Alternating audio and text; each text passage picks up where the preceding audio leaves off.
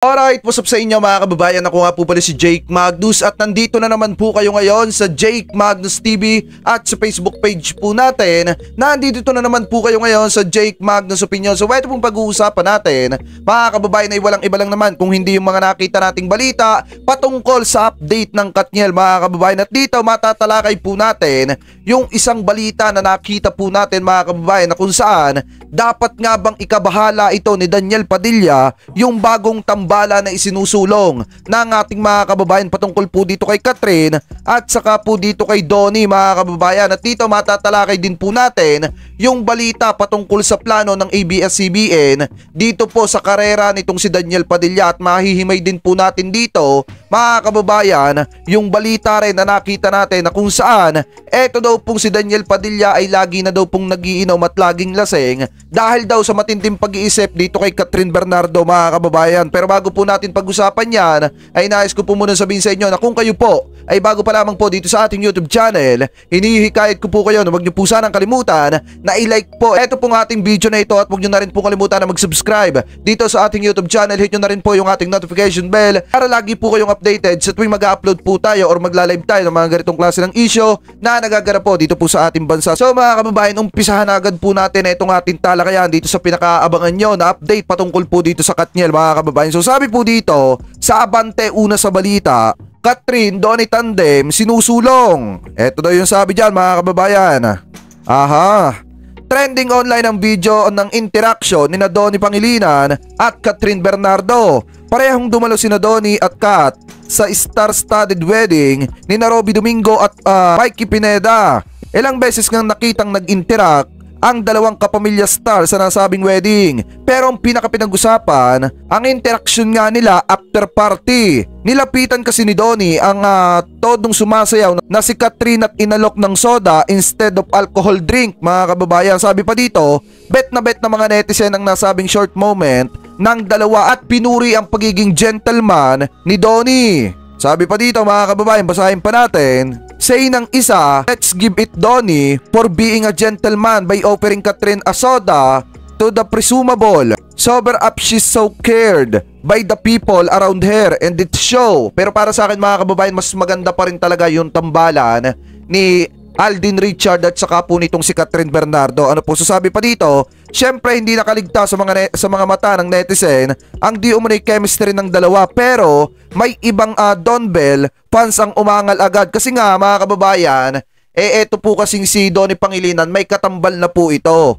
At eto talaga kung ko tatanungin nyo in my own opinion, mas bagay talaga na katambal ni Catherine Bernardo eto pong si Alden Richard. Pero gaya nga ng sabi ko sa inyo mga kababayan, magaling na actress etong si Catherine Bernardo at kahit na sino na mga artistang lalaki or aktor mga kababayan, yung itambal dito kay Catherine ay talagang bumabagay kasi nga napakagaling nitong si Catherine mga kababayan na artista. So sabi pa dito, basahin pa natin, bagay naman sina Donnie Pangilinan at Catherine Bernardo. Anong problema ng Don Bell? Hindi naman sila true, tsaka single sila pareho.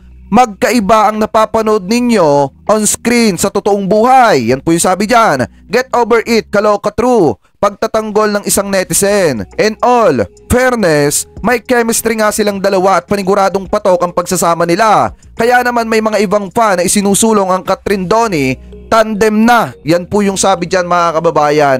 So gaya nga ng sabi ko mga kababayan, kahit wala naman etong si Daniel Padilla dito sa buhay nitong si Catherine Bernardo, talagang maraming mga aktor ang mag-aabang at mag-aabang talaga dyan na maitambal dito kay Catherine. Bukod sa magaling etong si Catherine mga kababayan, talagang alam nating may kagandahan din itong si Catherine. Kaya ang masasabi ko nga, napakalaking panghihinayang siguro nitong si Daniel Padilla dahil mga kababayan, niloko niya itong si Catherine Bernardo. Ang laki ng isinayang at binitawan mga kababayan nitong si Daniel Padilla.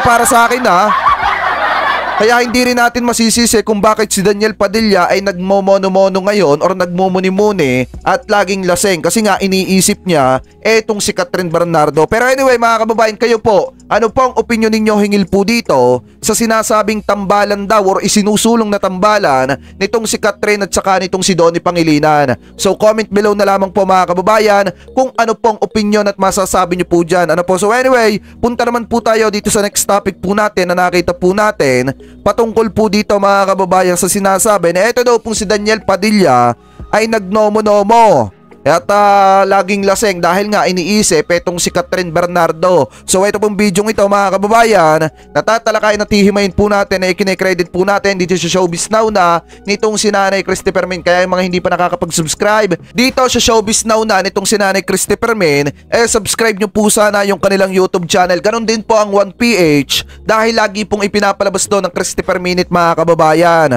At kapag kausaping balita tungkol sa showbiz, asahan nyo na ang programa ni Nanay Christopher Min, yung Christopher Minute, at saka po itong Showbiz Now na yung isa sa mga naglalabas ng balita, showbiz na talagang masasabi natin makatotohanan. So anyway, mga kababayan, gaya ng sabi ko kanina, hindi po yan natin gagamitin lamang po natin, ikinikredit po natin yan sa Showbiz Now na i-play na po natin.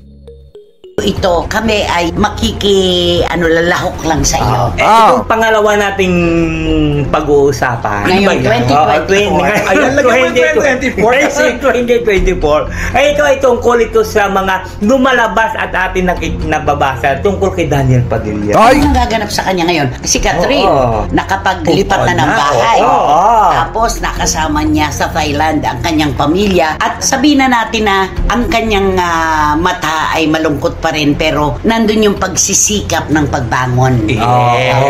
Kasi hindi naman ganun-ganon mga kababayan na talagang makakalimutan itong si Catherine yung pinagsamahan nila na Daniel Padilla. Oo, sa ngayon mahal pa rin ni Catherine itong si Daniel Padilla dahil nga babago pa lamang silang naghiwalay. Bagamat ilang buwan na yung nakakalipas mga kababayan, talaga nga masasabi pa rin natin na sariwa pa rin yan. Kumbaga taon pa yan bago mapalitan kasi nga biruin nyo 11 years yung pinagsamahan nilang dalawa. Hindi naman ganun-ganon may tatapon agad yon. So ngayon masasabi pa natin na mahal pa nitong si Catherine Bernardo etong si Daniel Padilla, pero kailangan ni Catherine mag-move on para sa kanyang karera mga kababayan at saka sa kanyang future. So kaya para sa akin mas matimbang pa rin siguro kay Catherine yung future niya at saka yung kanyang karera kaysa sa pagmamahal niya dito kay Daniel Padilla. At kailangan ni Catherine na ibangon yung kanyang sarili sa pagkakadapa niya dito kay Daniel. So anyway, pagpatuloy pa natin.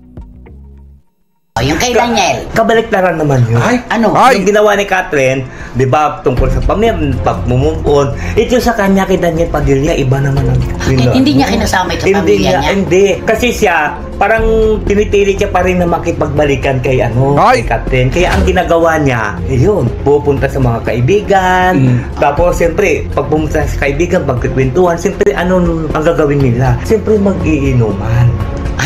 Batang kwento nga, laging lasing si Daniel ngayon. Kasi di ba gano'n naman ang kasabihan sa mga Pilipino, pagka may problema, may problema dahil isang tao. Manghihiram ka ng lakas ng loob sa alak at kung minsan, kapag naliligaw ng landas, sa droga. Oo. Huwag naman sa... Grabe no, si Daniel Padilla, saglip na ayusin niya yung sarili niya para maipakita niya kay Catherine Bernardo na siya pa rin yung better. Siya pa rin yung better na pwedeng balikan nitong si Catherine at ayusin yung kanyang sarili. Ipakita niya kay Catherine na karapat dapat siya sa pagtitiwala muli nitong si Catherine Bernardo. Ang inuuna niya pa mga kababayan, kung tunay man yung balita patungkol sa laging lasing, etong si Daniel mga kababayan, ang inuuna niya pa yung mga bisyo. So hindi naman natin inuhusgahan etong si Daniel. Sinasabi lamang po natin na dapat sa ganitong klase ng pagkakataon, dapat patunayan ni Daniel na karapat dapat siya ulit dito kay Catherine Bernardo, hindi yung wawasakin at sisirain ni Daniel Padilla yung kanyang sarili. So ipagpatuloy pa natin. Hindi naman sigurado yan. Walang ganyan si Daniel. Sa inom na lang. Yun yung nangyayari. Tapos pag nakakainom na, ano na ang dating niya? Ito na. Pag lango-lango na siya. Kung minsan nga, sinasabi nila na pag nakainom na daw siya at medyo groggy na, parang lumalakas ang loob niya. Yumayabang siya. Tapos parang gusto niya nga, kinakausap niya yung mga kainuman niya na gusto niya makipagbalikan kay Catherine. Nanginayang siya. Na bakit daw ginawa niya yun. Dapat daw hindi niya ginawa para na kasi ibang-iba daw si Catherine, mapagmahal. At saka siya ganun din. Galing naman po. So ibig sabihin nga mga kababayan, sa madalit salita, may nagawa ngang kasalanan etong si Daniel. At yung mga lumalabas na rumors patungkol kay Daniel, totoo nga. Diba kasi alam nyo, eto gaya nga ng sabi, itong si Kuya Wendell Alvarez mga kababayan, na dapat hindi na daw ginawa ni Daniel, na dapat inayos ni Daniel mga kababayan, at dahil para daw kay Daniel ibang-iba etong si Catherine Bernardo mapagmahal, ibig sabihin nakagawa nga ng pagkakamali etong si Daniel Padilla. So ipagpatuloy pa natin, baka may katotohanan talaga yung kay Andrea. Ano po, ipagpatuloy pa natin. Meron siyang sariling investigasyon. Kanino mo yan? Saan mo nabasa yan? Saan yan mo yan ako ka? Ginaya mo lang yung 3 araw na iniyak ni Catherine si Daniel eh. O ano nangyayari kapag lasing na siya? Naduduwag. Oo. Akala ko ba nangiram ng lakas ng loob sa Hindi, anak? alam mo nga kaya pag, di ba pag nakainom na siya, kinakausap yung mga kaibigan niya. Bakit hindi siya kasi, yung sarili niya? Bakit ano pa siya sa mga kaibigan niya? Parang humingi ng tulong. Sigurado, hindi naman siya kasi patutuloyin siguro or patuloyin man, wala ring positibong resulta. Oo, kasi nga diba yung video na lumabas, lasing siya. Na bakit ba ako sa inyo nagkikwento? Dapat ako nagkikwento ako sa kanya, diba? Ano ba yon? Ano yung pinaka-meat o yung pinaka-paksa dun sa pag-iyak na yon? Meron silang pinag-uusapang barkadahan, 3 lalaki na meron silang pinag-uusapan, tapos biglang naipasok ni Daniel na oo nga, dapat ang kinakausap ko si Katniel, ba't ba ako sa inyo nagkikwento? Dapat kay Catherine ako nasan ba yun? Sabi niya. So nagmamatapang. Oo, na parang gusto niyang magbida-bida sa kasamahan niya na sa kabila ng issue na lumalabas, dapat nandun siya sana. Pinakamahirap kasing burahin sa isang nagkahiwalay na relasyon, yung third party. Pinakamahirap yan eh. Tama. Lalo na kung ang babae ay iniukol ang kanyang pagmamahal sa kanyang karelasyon ng 100%. Pinakamahirap yun. At lalong-lalo na not once, but twice. Ay, Yun eh. Pinakamahirap yun na mabura sa isang relasyon. Sabi mo nga, di ba? Pag pinagbigyan minsan, Pag pinagbigyan minsan, uulitin at uulitin pa. yun. Tama yan mga kababayan. Alam nyo kasi sa isang relationship, kung si Catherine puro pagbibigay lang kay Daniel Padilla, at ngayon kung patatawarin ulit ni Catherine Bernardo etong si Daniel, malaki ang tsansa na ulitin ulit yan itong si Daniel Padilla. Bakit mga kababayan? Kasi once na nagawa yan, oo may mga nagbabago, pero karamihan inuulit at inuulit pa rin yan mga kababayan. So parang ang dating pala dito, kung etong si Daniel Padilla isa malakas ang loob pagka nakakainom mga kababayan, dapat ang ginawa niya nung panahon na kainitan ng issue patungkol sa kanya, dapat ipinagtanggol din niya yung kanyang sarili or nagsalita siya mga kababayan para nalinis man lang yung kanyang pangalan sa publiko. Ang problema mga kababayan, hanggang sa huli, hanggang sa matapos yung usapin ng Katniel, nananatili pa rin po siyang tahimik. So ipagpatuloy pa natin mga kababayan. So hindi na akong uulitin.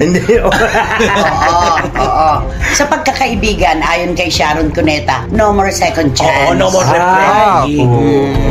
Pero sa relasyon, ay kailangan sa relasyon, na kaagad, putulin na Chop kaagad. na kaagad. Oo, puputulin na kaagad ng relasyon. Ay siyempre, lalo na siyempre, nasaktan ng gusto si Catherine alam mo, di ba, yun ang issue talaga. Na booking, nalaman ni Catherine talaga nakuha ang mga resibo ng pangangaliwa ni Daniel. Asan yung mga babae ngayon, ba't puro tahimik? Oo Na walang umangat man lamang para magsabing totoo, naging kami noon. Ba't walang umaangat? Wala. No?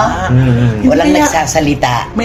Kasi mga kababayan, eto opinion ko lang naman to kung pagbabasihan natin yung live na inilabas ni Sian Gasa, di ba isa lang yung sinasabi niya doon, kaya daw walang magsalita or walang maglabas ng baho ni Daniel Padilla ng mga nakarelasyon niya or mga niligawan niya, dahil nga daw po malaking pamilya yung pamilyang kinabibilangan nitong si Daniel, lalo na parang guns, parang may mga ganong binabanggit etong si Sian Gasa. So ngayon, yung mga babae natatakot magsalita kasi nga nasa politician or yung pamilya ni Daniel Padilla, ang karamihan mga politiko. Mga kababayan, yan po yung kung pagbabasihan natin yung live na inilabas ni Sian Gasa, yun po yung kanyang sinasabi doon. At tunay nga naman na ang pamilya Padilla mga kababayan ay kinabibilangan, marami nasa politika. Ano po? So anyway, pagpatuloy pa natin. Malaking pamilya ika nga.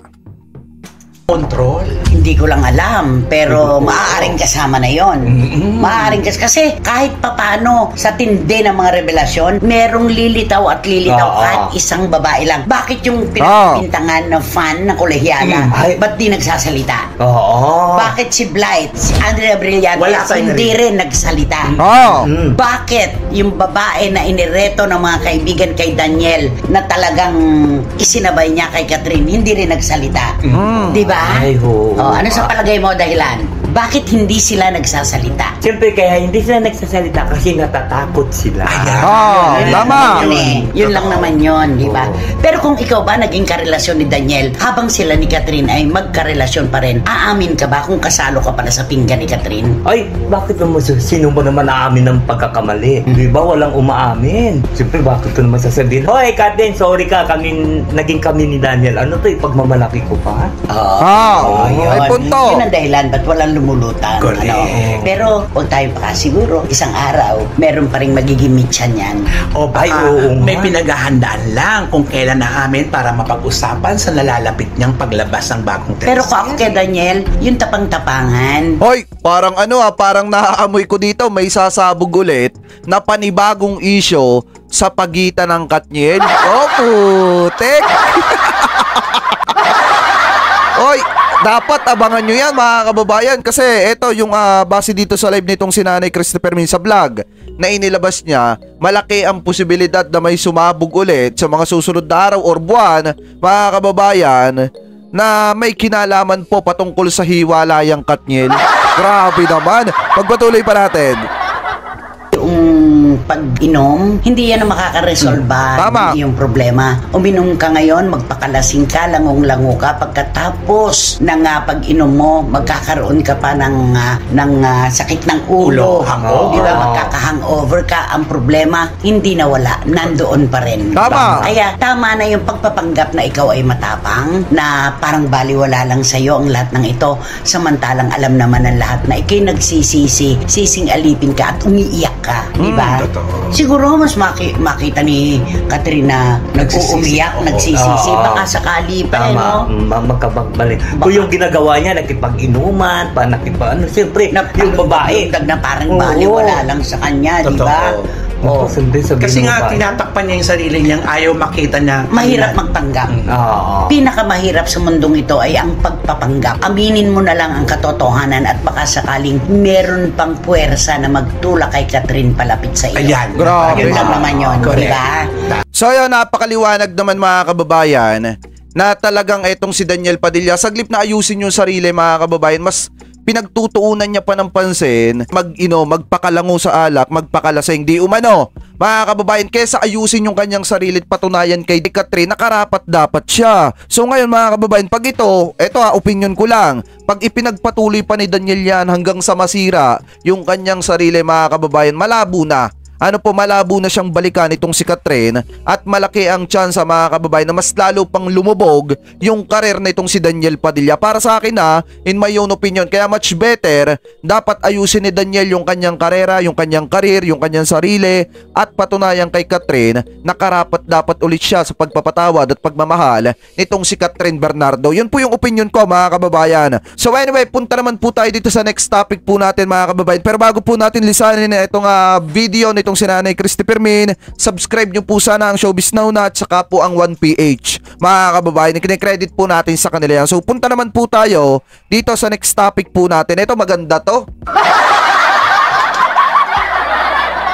Kasi mapapag-usapan dito mga kababayan is yung patungkol sa karir nitong si Daniel Padilla na parang inihahanda nitong ABS-CBN. Hindi natin alam kung tsutsugin ba or tutulungan ng ABS-CBN na maiangat pa yung karera nitong si Daniel Padilla na naapektuhan buhat nung naghiwalay itong Katniel mga kababayan. So anyway, ikini-credit ulit natin ito sa Energy FM 106.7. Kanila po yan, hindi po yan natin. Gagawan lamang po natin ng reaction video. Yung mga hindi pa nakakapag-subscribe dito sa Energy FM, mag-subscribe na po kayo sa kanilang YouTube channel. So anyway, umpisahan na po agad natin.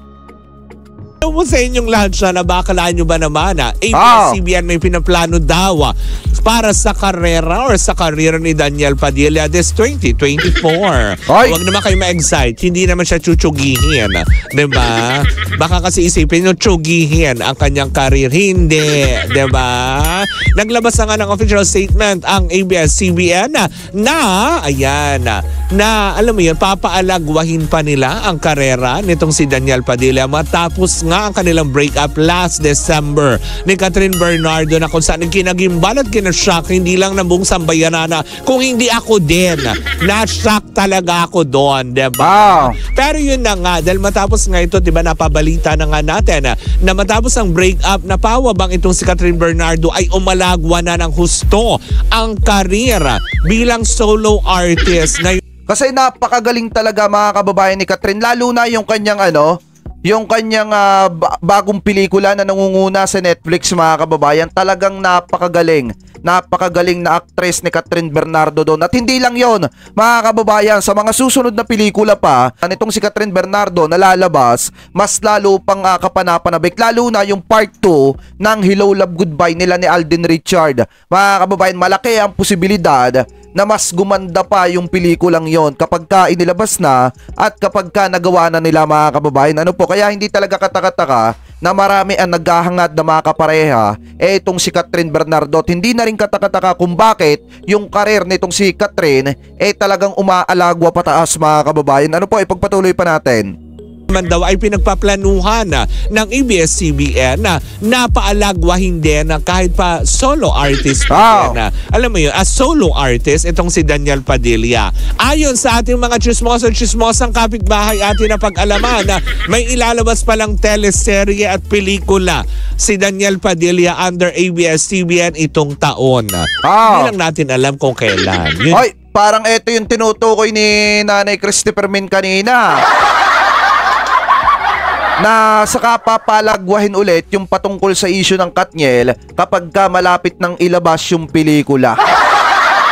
So malaki ang posibilidad mga kababayan na sa mga susunod na buwan mapapag-usapan ulit itong patungkol sa breakup ng Katniel. Kahit nga hanggang ngayon mga kababayan, mainit pa rin yung patungkol po sa breakup ng Katniel. At lalo na pagka nakikita itong si Catherine Bernardo at saka itong si Daniel Padilla na nagkakasalubong sa isang event, talagang napapag-usapan at napapag-usapan pa rin po. Pero para sa akin mga kababayan, tataas pa ng matindi ang karera nitong si Daniel Padilla kung ito magiging action star katulad ng kanyang tiyuhin na si Robin Padilla. Kasi alam naman natin, mayroon ding chemistry itong si Daniel Padilla pagdating sa pagiging action star mga kababayan. At kahit na sino, pwedeng itambal sa kanya kung ang kanyang mga pelikulang ilalabas is puro action mga kababayan, like yung mga barilan, ganon. Malaki ang posibilidad na umangat pa ang karera nitong si Daniel Padilla at makabangon siya. So ipagpatuloy pa natin. Hindi ko nasagap. Anong pelikula at anong teleserye ito? Basta plinano. Ay, importante may plano, diba? Yan, diba sabi nga nila, pag may plano, huwag mo nang hilingin na matuloy. Charot lang. Char. Hindi matutuloy naman kasi diba nga, actually nga nun, last December pa nga, inaabangan na nga ng lahat yun, diba? Yung pelikula nilang dalawa ni Sanjo Marudo, yung project nila. I don't know kung pelikula yun or teleserye na dapat, diba? Malingaw-ngaw na yun noong December, nung breakup nila, diba? Nasabi, hala, paano na yung project ni Daniel kung ganito na din na nangyari? Pero yun na nga, diba? At least, siniguro ng ABS-CBN kay Daniel Padilla na hindi matutulog at lulutang sa Pasig River na parang kangkong ang kanyang Ibig sabihin, mabait pa rin talaga ang ABS-CBN dito kay Daniel. Kasi nga naman mga kababayan, malaki din naman ang naiambag ni Daniel Padilla dito sa ABS-CBN. Kung ano yung naiambag nitong si Catherine Bernardo, ganun din po kalaki ang naiambag nitong si Daniel Padilla. Dahil nga doon sa tandem nilang dalawa na Katniel mga kababayan. At yun naman talaga umalagwak ng matindi nung nag-click yung kanilang love team at yun ay malaki talagang naitulong dito sa ABS-CBN. Kaya hindi pababayaan ng ABS-CBN or ng kapamilya etong si Daniel Padilla. So anyway, pagpatuloy pa natin. Kung Gusto mo yun? Yung parang kinumpara mo sa kangkong, diba? Ang kanyang karera. Dahil nga, may mga naka-line up project ito bilang solo artist na this 2024. Doon sa mga Daniel fans, diba? Ako din naman. Kasi alam mo kung bakit. Kumbaga, kung ano man na naging problema nila, hindi ko rin alam ni Catherine, diba? Kasi syempre, tao lang din naman siya kung may nagawa man siya pagkakamali. Wala naman perpektong tao eh. Hindi naman tayo para kung sino, para husgahan na lang ang, alam mo yun, na para bang feeling natin ay napakabanayad natin. Na parang hindi tayo nagkakasala, hindi tayo natutukso, diba? Pero wala akong kinukumpirma, diba? Ibig ko lang sabihin, diba? Bilang tao, nagkakaroon ka ng mga, alam mo yun, shortcomings. Shortcomings! Diba? Yung long coming, paano? So, hindi yun na nga, diba? So, yun nga. As in, sana na lang din, matigil na rin yung pambabash kasi syempre, artista pa din siya. Bilang isang artista din, kung bakit medyo, alam mo yun, nasasabi ko na magaan ang love ko kay Daniel kasi taga San Juan yan eh. Tubong San Juan yan. At pare-parehas kaming, alam mo yun, magkakalugar. Diba? Magkadikit nga lang yung barangay namin talaga eh. Kasi dati nasa barangay Little Baguio ako. Tapos siya nasa barangay Santa Lucia ng San Juan City. Diyan siya talaga lumaki at kilala din siya ng mga tao dyan, hindi ba? Kaya wag naman din natin masyadong i-bash kasi alam mo yun, bilang tao din naman, diba? May mga pinagdadaanan din siya sa... Eto, para sa akin mga kababayan, na opinion ko lang, hindi naman kasi mababatikos ng matindi si Daniel Padilla kung nagsalita lang siya, kung ipinagtanggol niya lang yung kanyang sarili at itinanggi niya yung mga rumors na kumakalat patungkol sa kanya with Andrea Brillantes, mga kababayan. Kung ipinagtanggol niya lang sana yung kanyang sarili, hindi siya mababatikos ng matindi ng ating mga kababayan. Ano po, pagpatuloy pa natin yung buhay na dapat din naman natin intindihin na lang. Iniinti pong porket na sabihin, ay niloko, ay na ganyan. Bakit ikaw? Hindi ka ba niloko ng jowa mo? Hindi ka ba iniwan? Hindi ka bang, alam mo yun? Lahat tayo may kanya-kanyang problema. Ang dapat dito ay inuunawa na lang natin na lalo pat doon sa mga nakakaintindi. Doon naman sa mga hindi, pwede kayo mag-next video. Next video at doon kayo sa far, far away. Far, far away! Diba na nakakaloka? So yun, hindi ba? At least may pinaplano ang ABS-CBN kay Daniel Padilla na maganda naman para sa kanyang karera bilang solo artist na ngayon. Diba? Yan ang papakantabayanan natin at tututukan natin yan kung ano man din yan. Diba? Sa mga susunod na araw. And to Daniel Padilla, good luck na lang din sa mga projects. Diba? Welcome ka naman dito sa Baklitas if you want to promote something.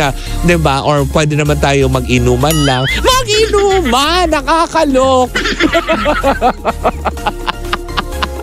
Diba na nakakaloka? O kung kailangan mo lang ng kausap, diba? Alright. Marami tayong mga maraming San Miguel products tayo. Sabihin mo lang, Daniel, yan, andito kaming Baklitas, diba? Makikipag-shot puno sa'yo, diba? We love you, Daniel. Good luck to your future projects. And for sure naman, may mga supporters pa din, nasusuportahan pa din naman si Daniel Padilla. Well, in the meantime, dyan po muna natatapos ang ating chukahan for today's video. Muli po si Kapitana Sisa sa ngalan ng aking partner na si Tita Cora na nagpapahilom ng sugat. Yan, so anyway mga kababayan, cut na muna natin dyan. Ano po, maliwanag naman na talagang tutulungan ng ABS-CBN itong si Daniel Padilla para maibangon po yung kanyang karera at walang katotohanan yung mga lumalabas na balita o rumors na itong si Daniel Padilla ay tatanggalin na dito sa ABS-CBN. So, maliwanag naman na tutulungan pa ng ABS-CBN na makabangong muli etong si Daniel Padilla. Ano po? So, anyway, kayo po, ano po ang komento nyo? Hingil po dyan. Comment below na lamang po kung ano po masasabi nyo. Hingil po dito. Ano po sa ibinalitang ito na tutulungan ng ABS-CBN itong si Daniel Padilla para makabangon ulit yung karera ni Daniel na natutulog, mga kababayan. So, anyway, punta naman po tayo dito sa next topic po natin. Etong nakita nating live kanina ng Marites University patungkol po dito sa Katniel, mga kababayan, at saka dito kay Daniel Padilla na kung saan talagang sinaway daw ng mga netizen dahil nga nung umattend ng kasal nitong si Robby po nitong si Mikey Pineda, mga kababayan, ay parang hindi daw sumunod. Di umano, dun daw po sa outfit nung kasal nitong si Ruby Domingo, mga kababayan. So anyway, bago natin po talakayin yan, i-credit natin sa Marites University. Kanila po yan, hindi po yan natin gagawan lamang po natin ng reaction video. Kaya mga hindi pa nakakapag-subscribe sa Marites University, mag-subscribe na po kayo. So i-play na po natin. Pick of the week, Daniel at Catherine, all eyes pa rin sa lahat sa kanilang pagkikita sa Robbie Mikey wedding.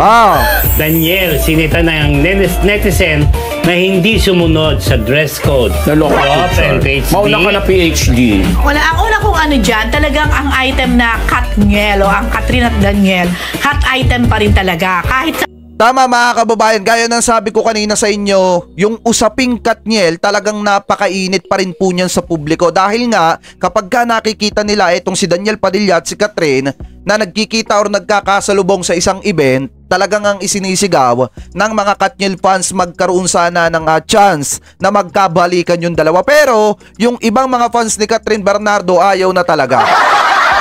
Ang sinasabi, ayusin daw muna ni Catherine Bernardo yung kanyang sarili at ganun din daw po etong si Daniel Padilla. Kumbaga, mas practicein pa ni Daniel Padilla na ayusin at paunlarin pa yung kanyang sarili at pag-aralang maging loyal. Pero napakainit pa rin po talaga ng topic na yan at talaga masasabi natin na top searching pa rin po yan sa mga YouTube at sa ibang mga social media account. Pero so anyway, pagpatuloy pa natin. Sila makita together, pag-uusapan na parang all eyes pa rin talaga sa kanila. Ang dami naglabas ng mga video, pictures na makita lang na lumapit si Daniel kay Catherine. Pero may mga nabasa din ako doon na alam mo yung kaya maraming bumibilib kay Catherine na parang kaya niya talagang i-handle at kaya niyang dalhin kasi si Daniel talaga nakikita mong lumalapit kay Catherine, nag-e-effort. Pero yung iba yun, pwedeng wala lang. Dead man na lang or what na lang. Like si Catherine, pwedeng nilala niya pansinin kung talagang...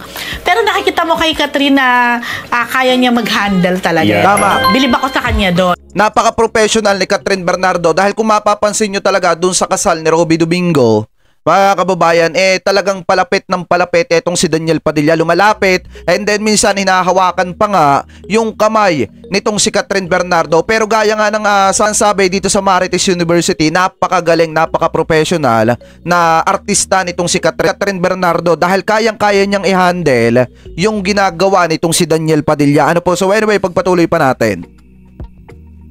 And ayun na nga, medyo, may mga comment din na sinasabi lang na, ano lang si Catherine, napakagaling lang talagang mag-handle ng sitwasyon. Kasi may mga iba nagsasabi na parang in love pa rin daw, mukhang sila pa rin daw. Sabi ng iba, nako no, kung marunong kayo tumingin ng body language, iba. Yes. Then, especially kayong mga babae, naiintindihan nyo yan. And then, marami nakapansin kay Daniel kasi nga parang I think hindi parang, ang talagang dress code ng kasal, wedding ay Filipiniana na hindi nyo sinunod. Kasi kahit yung mga babae, mga nakaterno, gano'n. Tapos yung mga lalaki naman, mga nakabarong. Tingnan mo nga naman, Tsaka tingnan mo, pero alam mo, pero medyo na-off din ako. Sorry, Daniel, medyo na-off din ako ng konti. Kasi tingnan mo saan ganon dating, di ba? Yung itsura niya, parang hindi talaga pang wedding. Yes, yun na nga. Naka-open pa. Correct. Unlike yung others, talagang formal. At sumunod talaga sa dress code na tinatawag. Dugtungan ko yan kasi nagmukha nga daw hindi, parang umattend lang na kung ano dun sa isang event sa kanto. Kaya nga. Na parang hindi na nirespeto, hindi na ginala, kahit sabi bang kaibigan niyang kinasal at Daniel Padilla siya. Kasi kita mo kasi sa pagpapicture, parang init na init siya, nakasandol o naka-unbuttoned yung kanyang polo habang yung iba, formal na nakabarong pa talaga lahat. Kaya mga ninang, mga imbitadong artista, etc. And again, ang kanyang signature na dark glasses, gamit na gamit niya. Samantalang nung immediately after nung breakup nila, di ba, nakita mo siya sa isang event na nag-story reading, talagang pinakita niya na medyo may eye bags pa siya, namumugto ang mga mata, etc. Yung mga ganun siyang emote. But this time, parang tinatanong tuloy, Rose and Dina, parang nagpapauso ba siya? Nagpapapansin ba siya? Kasi nga naman mga kababayan, di ba kung iisipin ninyo, yung pinuntahan kasi ni Daniel Padilla talaga kasal. Pero parang pumunta nga lang si Daniel Padilla mga kababayan ng mall. Kasi yung outfit na ginamit nga ni Daniel Padilla, parang parang naka half sleeve lamang po siya. Half sleeve. parang naka-half sleeve lamang po siya mga kababayan, tapos nakalabas yung sando niya. Ganon yung kanyang outfit mga kababayan, kaya talagang maraming mga netizen ang sinasabi na dapat man lang daw sinunod nitong si Daniel Padilla yung outfit na talagang nababagay dun sa kasal. Dahil kung mapapansin nyo nga mga kababayan, yung iba mga nakabarong, mga naka-Pilipinyana mga kababayan, tapos si Daniel naka-half sleeve, tapos diba nakalabas yung sando. So anyway, pagpatuloy pa natin. Nagsi-self-destruct ba siya or what? And again, susundan ko yung sinabi mo about Catherine. Ang bait talaga ni Catherine kasi may video ako napanood na nung nagkukumpulan at dinadagsana sila ng mga fans at mga nandoon sa simbahan sa isang lugar sa Sambulacan, talagang sinabihan siya ni Catherine, halika na, sumakay ka na. Tapos sabi pa ni Daniel, saan? Tinuro yung sasakyan ni Catherine, yung sasakyan niya. Magaling, ang kabait si Catherine. Si Catherine naman ne-exercise siya lang yung sinasabi lang, kill your enemy with kindness. Wow! Tama. I love it! Kill your enemy with kindness. So, enemy na niya, si Daniel? Hindi, parang ano lang yun, di ba? Na, ang ganda nung sinabi mo. Di ba? Ito kasi Katniel. Tataong na nakit sa'yo, ano ba tawag mo? Ako rin mo. Ay, Katniel din naman ako, pero... ayun na. Yun na. Hindi ako... Maraming alam to, nililihim na. Pero hindi ako masyadong kapag may ako sobrang naging close ako sa dalawang yan. Alam mo natin yon. Although questionable pa rin dahil hindi pa rin naman nila in-address, hindi naman nila sinagot, pero marami naman naglalabatan na medyo may cheating involved. Correct. At pahabol na issue na rin dyan, sana sa mga humahawak na yun ng career ni Daniel, sana mapagpayuhan naman siya, lalo sa mga ganitong okasyon. May bagong sitcom daw si Daniel without Catherine. Di bongga, kaya diba? Ako naman naniniwala talaga. Nakaya niya si Daniel ay makaka-bounce back. Dapat. Padilla pa rin yan. Tingnan mo, aminin mo, ang gwapo. At eto pa, ang latest chika. Si Jericho. Ang buhok niya ngayon, kapareho ng buhok ng mama niya ni Carla. Pareho silang very short, parang boilo. Parang si Carla ngayon ang lalaking Daniel Padilla.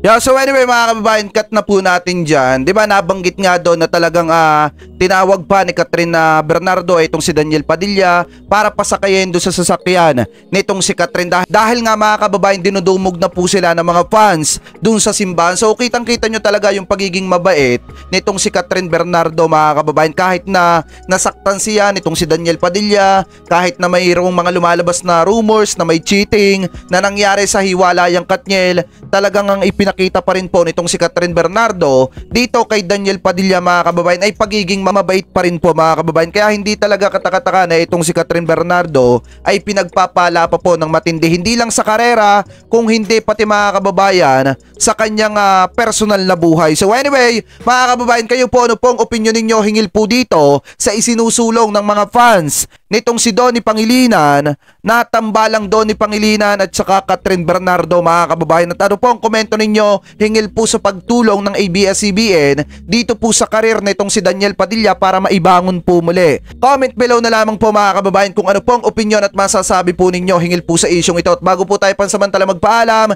ay nais ko lamang po sabihin sa inyo na kung kayo po ay bago pa lamang po dito sa ating YouTube channel, hinihikayat ko po kayo na huwag niyo po sanang kalimutan na i-like po ito pong video natin na ito. At huwag nyo na rin pong kalimutan na mag-subscribe dito sa ating YouTube channel. Hit nyo na rin po yung ating notification bell para lagi po kayong updated sa mga panibago po nating video or upload na katulad po nito mga kababayan. At bago pa po tayo tuluyang pansamantalang magpaalam, ay nais kong magpasalamat sa isang katulad mo na hindi po nakakalimutan na i-like po ito pong ating mga video. At maraming salamat sa isang katulad mo na nanonood ng replay na nag-iiwan ng inyong mga komento. At maraming salamat din sa isang katulad mo na nanonood ng replay na hindi po nakakalimutan na huwag i-skip ang ating mga ads. Maraming salamat po sa lahat ng hindi nag-i-skip ng ating mga ads. Thank you po. Ingat po kayo palagi. God bless po.